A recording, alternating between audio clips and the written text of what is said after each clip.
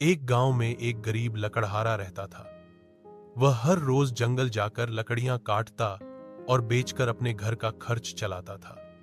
एक दिन वह पेड़ काट रहा था कि उसकी कुल्हाड़ी नदी में गिर गई। लकड़हारा परेशान हो गया और रोने लगा।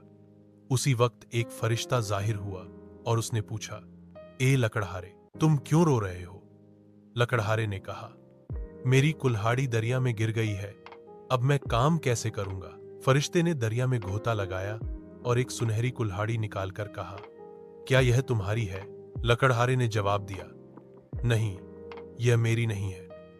फिर फरिश्ते ने एक चांदी की कुल्हाड़ी निकाली और पूछा, क्या यह तुम्हारी है?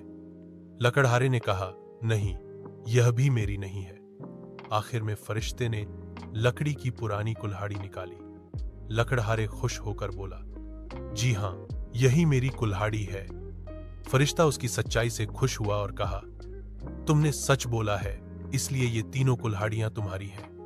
लकड़हारे ने शुक्र अदा किया और खुशी खुशी घर चला गया।